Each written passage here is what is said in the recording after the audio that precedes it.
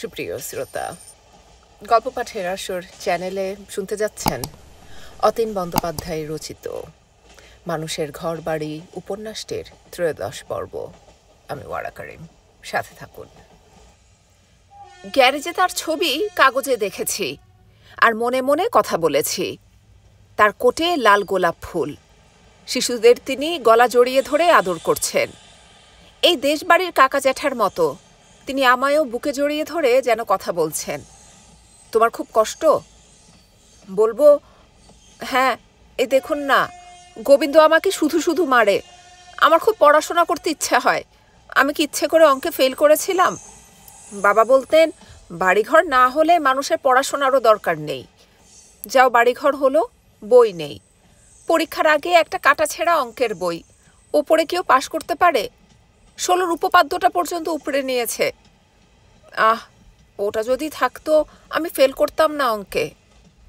কিন্তু আমার বাবা যখন জানলেন 10টা বিষয়ের মধ্যে 9টা বিষয়ে পাশ করেছি, তখন কি খুশি! আমার কাঁদো কাঁদো মুখ দেখে বললেন, বিলু, জীবনে কে কবে সব বিষয়ে পাশ করেছে রে? মন খারাপ করছিস কেন?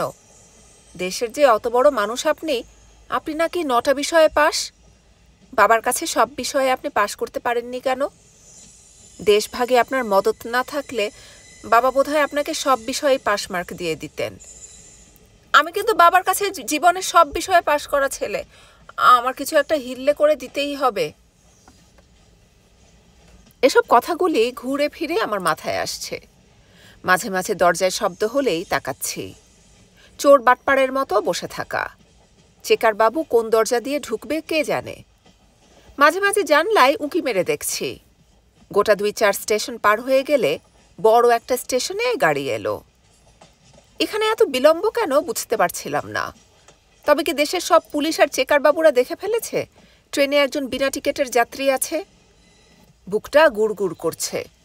উপরে বাঙ্ক, পা ঝুলিয়ে বেশ নির্বিঘ্নে কেউ ঘুমাচ্ছে। টিকিট কেটে যেদিন আমি ট্রেনে চড়ব, ঠিক এভাবে একটা ঘুম। অনেক আকাঙ্ক্ষার মধ্যে আরও একটা আকাঙ্ক্ষা জীবন আমার এই মুহূর্তে পকেটে পুরে ফেলল। ট্রেনে যেতে যেতে কত সুন্দর সব গাছপালা, শস্যক্ষেত্র, শহরগঞ্জ চোখে পড়ে। কিছুই তাড়িয়ে তাড়িয়ে দেখতে পারছি না। 7 খুন মাপ ঠিক, কিন্তু আমি যে উদ্বাস্তু তার প্রমাণ। কথা বলি বাঙাল ভাষায়, ওটা একটা বড় রকমের সার্টিফিকেট।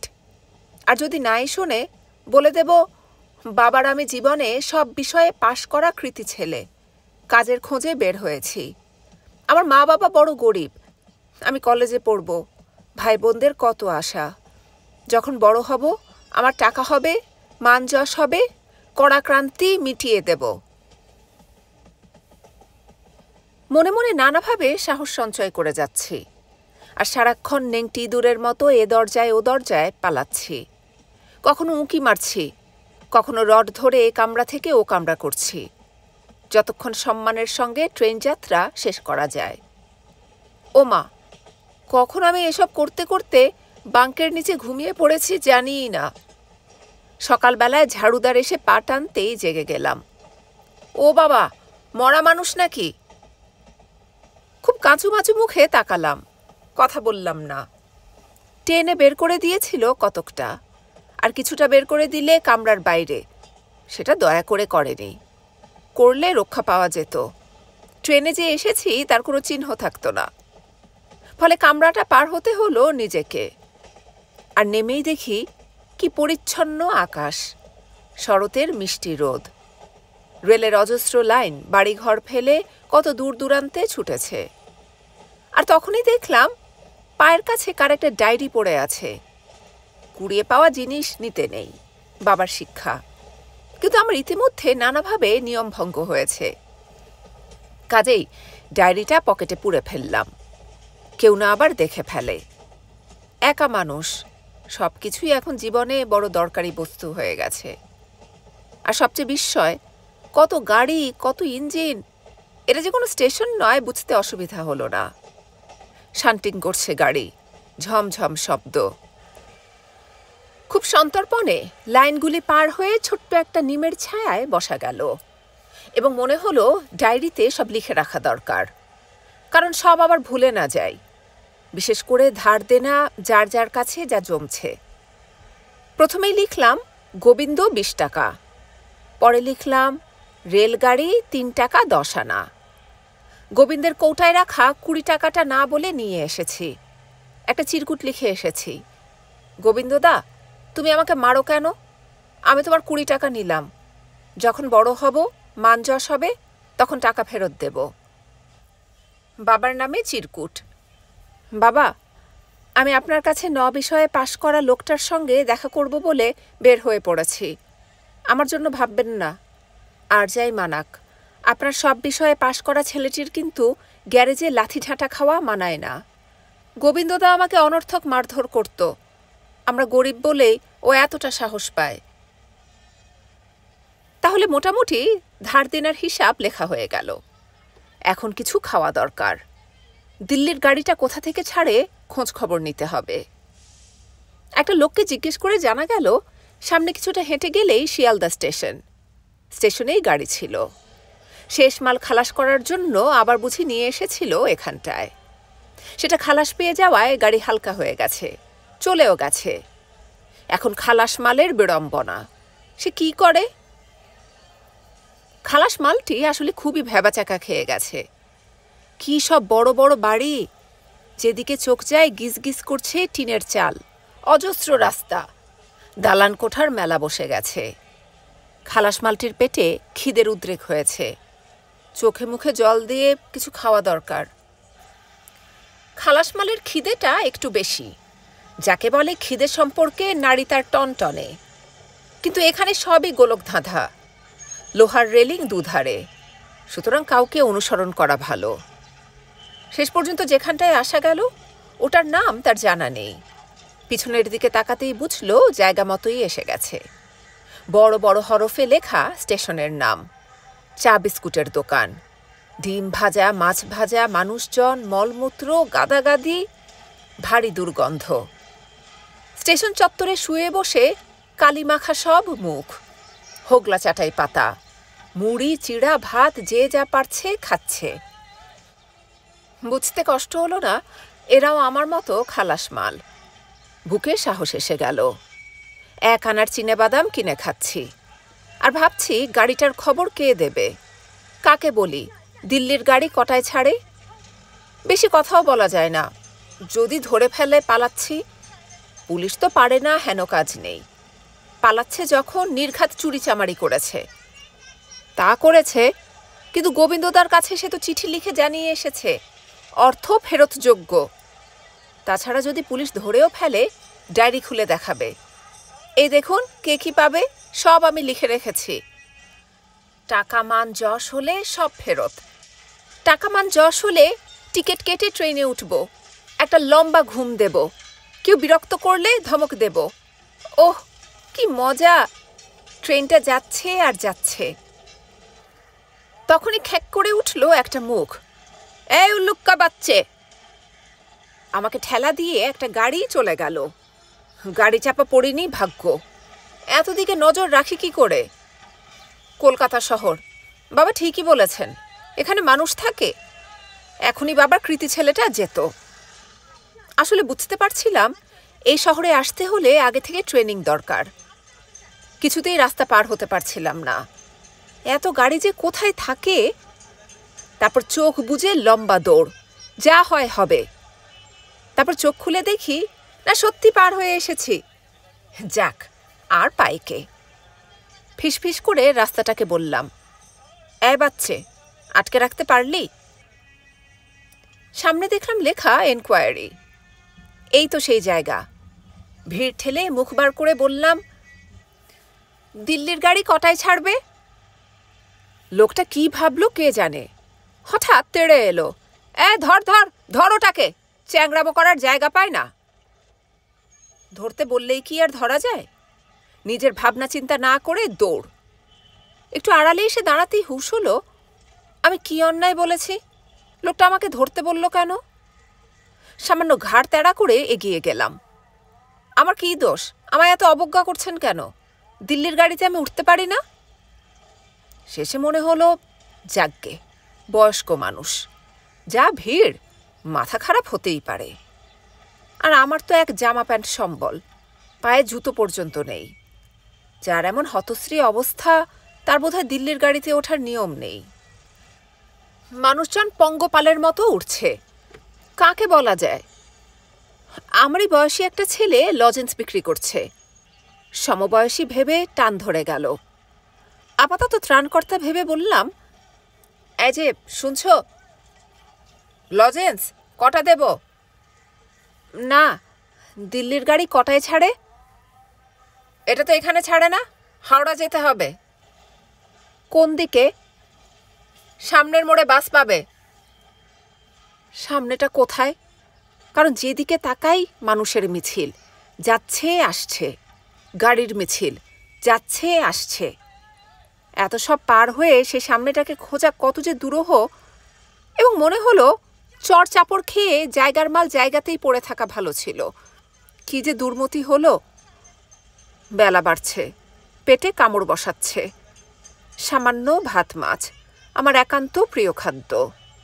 সুস্বাদু খাবার বলতে এই বুঝি। নিচে নেমে ট্রাম লাইনও পাওয়া গেল। আর কোথা থেকে আসছে ইলিশ মাছ ভাজার ঘ্রাণ, সব গুবলেট করে দিল। দিল্লির ট্রেন, হাওড়া, টাকা, মান, যশ সব মাথা থেকে ফাঁকা হয়ে গেল। শুধু এক টুকরো ইলিশ মাছ ভাজা। আপাতত মাছ ভাজা ভাত হলে মন্দ হয় না। সূর্য মাথার উপর কখন উঠে গেছে, এত কি ভাবনা গেল মাথার মধ্যে দিয়ে যে বেলা যায় টের করতে পারি না। ও মা, এই সেই ব্যারন হোটেল। গোবিন্দদা বলেছিল কলকাতায় গেলে ব্যারন হোটেলে খাস। তখন কলকাতার স্বপ্ন বড় শহরে গেলেই নাকি মানুষের হিল্লে হয়ে যায়। এখন আর কিছু খোঁজাখুঁজি না, চটপট ঢুকে বললাম, ভাত দিন। কাউন্টারের লোকটা তাকালো। আমি যে মাছ ভাত খেতে পারি, আমার যে রেস্তো আছে, লোকটার বোধ হয় বিশ্বাস হলো না। তাকিয়ে হঠাৎ বলল, যা ভাগ, বেটা কোথাকার ভিখারি। খুব রাগ হয়ে গেল। আচ্ছা, দেখা যাবে, টাকা মান যশ হোক, দেখা যাবে। তবে এখন কোনো গন্ডগোল করা ঠিক হবে না, সময়টা আমার ভালো যাচ্ছে না। বললাম, টাকা দেব, এই দেখুন আমার কাছে টাকা আছে। বলে টাকা বের করে দেখাতেই লোকটার মায়া পড়ে গেল। বলল, বস, কি খাবি? ভাত খাবো, মাছ খাবো। ওদিকের টেবিলে একটা লোক মাছের মুড়ো তাড়িয়ে তাড়িয়ে খাচ্ছে। লোভে পড়ে বলে ফেললাম, মাছের মুড়ো খাবো। সামনের বেসিনে হাত ধোয়া গেল। মুখে চুরি করে সামান্য সাবান মেখে ফেললাম। আর চোখে দেখছি, কারণ হাত মুখ ধোবার এমন সুযোগ আর কখন পাবো জানি না। মুখটা ধুতেই বাবার মুখশ্রী ভেসে উঠল। আমায় এখন দেখলে লোকটা নিশ্চয়ই আর ভিখারির বাচ্চা ভাববে না। জামার আস্তিনে মুখ মুছে যখন খেতে বসলাম, তখন আমার প্রায় জ্ঞানগম্যি লোপ পেল। ঝোল, ভাত, ভাজা মুগের ডাল, মাছের মুড়ো সব চেটে খেতে লাগলাম। চারপাশে টেবিলের লোকগুলি হাঁ করে দেখছে, তাও খেয়াল নেই। ওরা তো জানে না কাল দুপুর থেকে পেটে কোনো দানা পড়েনি। খিদে পেলে মানুষ বোধহয় কিছুটা আহাম্মক হয়ে যায়। খাবার শেষে বিল দেখে টের পাওয়া গেল পুরো 2 টাকা 5 আনা বিল। এত টাকা একসঙ্গে খেয়ে মনটা ভারী দমে গেল। হিসাব করে বুঝলাম রেস্তো বলতে এখন সম্বল 17 টাকা 11 আনা। এটা যে কত বড় সম্বল, এই বড় আগাপাশ তলাবিহীন শহরে না এলে বোঝা যেত না। কারণ শহরটার মাথা মুন্ডু কিছুই বুঝছি না। সব বড় বড় রাস্তা। এত বড় রাস্তা আমার বাপের জন্মে কে কবে দেখেছে? একসঙ্গে 2-3টে গাড়ি রাস্তা ধরে যায় আসে। বড় বড় ট্রাম গাড়িগুলি গলে যায়। আর ভেঁপো বাজে ক্রিং ক্রিং শব্দ, যেন পাগলা ঘন্টি। হুঁশিয়ার, সামনে পড়লে ভোগে লেগে যাবে। আর যাই হোক, ভোগে লাগছে না। কারো হাত ধরে রাস্তা পার হওয়া যায় না, হাত না হোক জামার আস্তিন। তা যখন সাহসে কুলালো না, লোকের পিছু পিছু যাওয়াই ভালো। একজন মুটের পেছনে যেতে গিয়ে রাস্তা পার হবার জ্ঞানগম্যি মিলে গেল। একার ভয় অনেক, অনেকের পেছনে থাকলে গাড়িও ভয় পাবে। মোড়ে শরবতের দোকান, কাপড়ের দোকান, মিষ্টির দোকান, পান সিগারেটের দোকান। মানুষের শুধু অগুন্তি মাথা। এত লোক কলকাতায় থাকে, এতটুকু নির্জন জায়গা নেই যে এমন সুস্বাদু খাবার খেয়ে টেনে ঘুম দেওয়া যেতে পারে। তারপরেই মনে হলো পকেটে টাকাটা থাকতে থাকতে দিল্লির গাড়ি ধরা দরকার। কোন দিকে গেলে হাওড়া স্টেশন পাওয়া যাবে? শহরের উত্তরে না দক্ষিণে? মুশকিল হলো শহরের উত্তর দক্ষিণও টের পাচ্ছি না। সূর্য আকাশ ছোঁয়া সব বাড়ির পেছনে লুকিয়ে আছে। মানুষের সঙ্গে কথা বলা যে কি নিদারুণ বিপত্তিকর রাস্তায় ট্রেনে সর্বত্র টের পাচ্ছি। সবার যেন টাকার থলে হারিয়ে গেছে, হন্যে হয়ে খুঁজছে। কেউ দুদণ্ড দাঁড়াচ্ছে না, দাঁড়ালেই অন্য কেউ থলেটা বুঝি নিয়ে যাবে। মনে অবশ্য অনেক প্রশ্ন কখন থেকে ঠিক করছে। হাওড়া কোন দিকে? হাওড়ার বাস কোন দিকে পাওয়া যাবে? কখন ছাড়ে? এতগুলি প্রশ্ন শুনে যদি বিরক্ত হয়।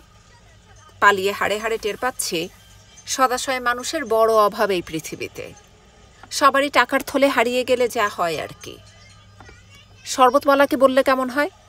সে তো নিশ্চিন্তে শুধু ঢালাঢালি করছে আর লাল নীল রঙের বাহারি শরবত এগিয়ে দিচ্ছে।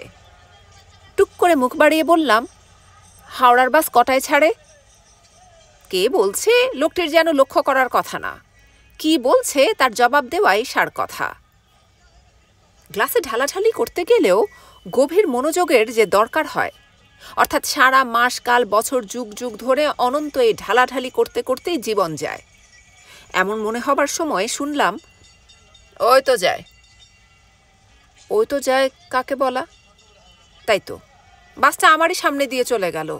এটা হাওড়ার বাস? কি যে দুর্গতি এখন। মনে মনে বললাম, শরবতওয়ালা, বাস আবার কখন আসবে? জোরে বলতে পারছি না, যদি মনোযোগ ভঙ্গের দরুন খ্যাক করে ওঠে। আসলে এদেশে আসার পরই বাবার পায়ের তলাকার মাটি সরে যায়। ক্রমে আমরা বাবার সঙ্গে কেমন যেন ভীরু স্বভাবের হয়ে যাই। কেবল পিলুটা অন্য রকমের। ও সঙ্গে থাকলে কখন হাওড়া পৌঁছে যেতে পারতাম। পিলুর জন্য, বাড়ির জন্য আবার মনে টান ধরে গেল। কিছুটা অন্যমনস্ক হয়ে পড়েছি। সকালের মধ্যেই বাড়িতে খবর পৌঁছে যাবার কথা। মা হয়তো হাউকাউ করে কান্নাকাটি জুড়ে দেবে। বাবার স্বভাব অন্য রকমের। তিনি শুধু একটা কথাই বলবেন, ভবিতব্য। পিলুটা গুম মেরে থাকবে। তার দাদাটা হারিয়ে গেছে। বনে জঙ্গলে তার ঘোরাঘুরিটা হয়তো একটু বেড়ে যাবে। মায়ের যা স্বভাব, সে রোজই আশা করবে মাঠ পার হয়ে দাদা ফিরে আসছে। ফাঁক পেলেই সে বড় রাস্তায় চলে যাবে। হাওড়ার বাসের জন্য খুব একটা আর ভাবছি না। আবার কটায় হাওড়ার বাস আসবে জিজ্ঞেস করলেই হয়ে যাবে। এখন হাতে কিছুটা সময় আছে, এদিক ওদিক দেখে এলে হয়। এই যেমন চিড়িয়াখানা, জাদুঘর, এই কলকাতাতেই এগুলি আছে, বেশি দূরে যেতে হবে না। তারপরে মনে হলো, ফিরে এসে যদি বাস ফেল করি। এইসব ভয়ে জায়গা থেকে কেন জানি নড়তে সাহস হলো না। শরবতওয়ালার নজর আছে বলতে হবে। আমি যে দাঁড়িয়ে আছি, কেন দাঁড়িয়ে আছি? রাস্তায় কেউ কলকাতায় দাঁড়িয়ে থাকে না। দাঁড়িয়ে থাকলে কিছু একটা অপকর্মের ধান্ধা আছে। তার কাঁচা পয়সা কেড়ে নিতে কতক্ষণ। সে বেশ সতর্ক গলায় বলল, এই, সামনে দাঁড়িয়ে আছিস কেন? সরে দাঁড়া। কথা যখন বলেছে, সাহস আমারও কম না। একটু সরে গিয়ে বললাম, হাওড়ার বাস আবার কটায় আসবে? লোকটা হয়তো আমাকে তেঁদর ভাবল। আমি যে সদ্য কাঁচা মাল এই কলকাতায়, সে বিশ্বাস করল না। আপত্তিটা দোকানের সামনে দাঁড়িয়ে নেই, এটাই বোধ হয় তার এখন সবচেয়ে বড় ভরসা। সে আবার নিজের কাজে মনোযোগ দিতেই কলকাতার শেষ চেনা লোকটা আবার কেমন অচেনা হয়ে গেল। আবার সামনে একের পর এক বাস চলে যাচ্ছে।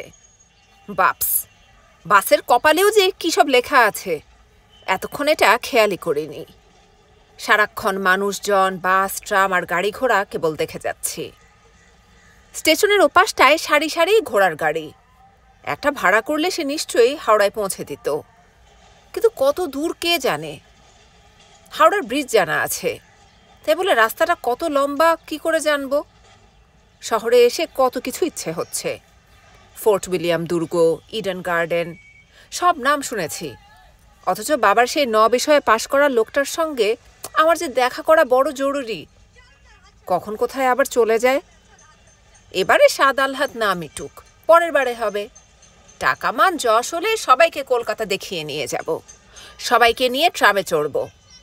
পিলু প্রথমে ভড়কে গিয়ে এত ভালো ছেলে হয়ে যাবে যে রাস্তায় পার হতে পারবে না। আমার তখন হাসি পাবে। বাবা রানাঘাটের বড় পাবদা মাছ খাবার গল্প করলে পিলুর বাসনা হয়েছিল রানাঘাট দেখার। সেটা কত দূর সে বাবাকে বারবার প্রশ্ন করে জানতে চেয়েছিল। পিলু জানেই না তার দাদা রানাঘাট পার হয়ে আরও কত দূর চলে এসেছে। ফাঁকে ফাঁকে বাসের কপালে নাম পড়ে যাচ্ছে। এই নামগুলি গন্তব্যস্থল বাসের। এই অনুমান নির্ভরের ওপর ভরসা করে শেষ পর্যন্ত হাওড়াগামী বাসে ওঠা গেল। কিন্তু সংশয় প্রবল। কোথাকার মাল কোথায় নিয়ে আবার খালাস করে দেবে কে জানে। বললাম, বাস হাওড়া যাবে? লোকটা ঘন্টা বাজিয়ে দিয়ে বলল, যাবে। ভিতরে ঢুকে মনে হলো স্টেশনের কথা বলা হয়নি। আবার মুখ বাড়িয়ে ভিড়ের মধ্যে প্রশ্ন, হাওড়া স্টেশন যাবে? যাবে। সে তো যাবে, কিন্তু স্টেশনটা আমি চিনব কি করে? বিষয়ে পাশ করা লোকটার সঙ্গে দেখা করার এত ফ্যাসাদ আগে জানলে মাথা গরম করতে আমি সাহস পেতাম না। এমন একটা ব্যস্ত শহরে একই লোককে পরপর দুটো প্রশ্ন করেছি এবং জবাব পেয়েছি, ভাবাই যায় না। গাদাগাদি বাসে দাঁড়িয়ে, বাইরের কিছুই দেখা যাচ্ছে না। মাঝে মাঝে ঘন্টা বাজিয়ে লোকটা কী সব হাঁকছে। এই হাঁকগুলি কিসের সংকেত? কারণ পিলুটা যা, সে তো হাঁ করে দাদার অভিযানের প্রতিটি কথা খুঁটিয়ে খুঁটিয়ে শুনবে। কিভাবে হাওড়া পৌঁছলাম তার কোনো বর্ণনাই দিতে পারবো না। আসলে মনে হচ্ছিল টানেলের মধ্যে দিয়ে আমরা যাচ্ছি। মানুষজন চারপাশে এত ঘন হয়ে দাঁড়ালে পৃথিবীটা গোলকধাঁধা হওয়া স্বাভাবিক। একবার অতি কৌতূহলে মাথা গুজে দেখার চেষ্টা করলে কনুয়ের গুঁতো মেরে জায়গাটা জায়গায় ফিরিয়ে দিল। কোনো রকমে টাল সামলে কনুইওয়ালাকে বললাম, দাদা হাওড়া স্টেশন এলে বলবেন। লোকটা এবারে খুব ভালো মানুষ হয়ে গেল। বলল, বাসটা স্টেশনেই যাবে। কিছুটা স্বস্তি। লোকটার কনুই সোজা হয়ে আছে, ওটা আরও স্বস্তি। নাকে লেগেছে, টন টন করছে। একবার হাত বুলিয়ে দেখলাম হাতের রক্ত টক্ত লাগে কিনা। না, এখন পর্যন্ত হাত পা মুখ সবই অক্ষত রাখতে পেরেছি। বাবা মার আশীর্বাদেই সব। বাবা মার আশীর্বাদে স্টেশনেও ঠিক পৌঁছে যাব। কিন্তু লোকটা ভুলে যায়নি তো? আমার কথা মনে রাখার তার কোনো দায় নাও থাকতে পারে। এত ভিড়, ঠেলাঠেলি, গুঁতোগুতি, এসবের মধ্যে বাবার নাম ভুলে গেলেও দুঃখ করার নেই। সুতরাং ফের প্রশ্ন, স্টেশন আর কত দূর? লোকটা বলল, অনেক দূর। বাসটা যাচ্ছে না, সেই থেকে হর্ন বাজাচ্ছে। অনেকক্ষণ হয়ে গেল। এত কি রাস্তায় পড়ে আছে যে বাসটাকে এগুতে দিচ্ছে না? এটা কেমন আজব শহর, যেখানে গাড়ি ঘোড়া চলে গোজানের মতো। বাবার কথাই ঠিক, শহরটায় মাটি নেই। মাটি না থাকলে মানুষের ধর্ম থাকে না। শান পাথর শুধু, গরমে ভ্যাপসা হয়ে যায়। শহর তো নয়, যেন অতিকায় এক উত্তপ্ত তাওয়া। মানুষজন, ঘর বাড়ি, তার উপর ভাজাভুজি হচ্ছে। এখন আমি বাসে নিরালম্ব মানুষ, কোনো ভয় নেই, ভেসে আছি মতো। আঠার মধ্যে লেপ্টে আছি, উড়ে যাবার ভয় নেই। তারপরে বাসটা প্রবল ঝাঁকুনি দিয়ে কোথাও উঠে গেল। মৃদুমন্দ হাওয়া আসছে। পাশের লোকটা তখনও আমার কথা মনে রাখতে পেরেছে। আমার তৃতীয়বার প্রশ্ন করার সাহস কম। সে নিজ থেকেই যখন বলল এসে গেছি, তখন তার কাছে আমার ঋণের শেষ থাকলো না। বাস খালি করে সবাই নেমে গেল। সামনে অতিকায় লাল রঙের বাড়ি, মানুষজনের মিছিল যেন পিঁপড়ের সারি। এর মধ্যে আমার পা গুটি গুটি চলছে। বড় বড় সাইনবোর্ড, খেজুর, আপেল, আঙুরের দোকান, বইয়ের দোকান। মানুষজন দৌড়াচ্ছে কেন? কোথাও আগুন লাগেনি তো? ভেতরে ঢুকে রহস্যটা ধরা গেল। গাড়িগুলি উগড়ে দিচ্ছে মানুষজন, আবার উদর ভর্তি করে চলে যাচ্ছে। কি সব এলাহি কাণ্ড কারখানা! একটা বড় ঘড়ি, কত সব ফাঁক ফোকরে মেম সাহেবের মুখ, আর অজস্র ভিখারি। সবাইকে যদি একটা করেও পয়সা দিই তাতেও কুলাবে না। মানুষের আর্তচিৎকার শুনলে নিজের মধ্যে আমার যেন কেউ কথা বলে ওঠে, তুমি পথ হারিয়ে ফেলেছ, এদের মধ্যে মিশে গেলে তোমার মা বাবা আর তোমাকে চিনতে পারবে না।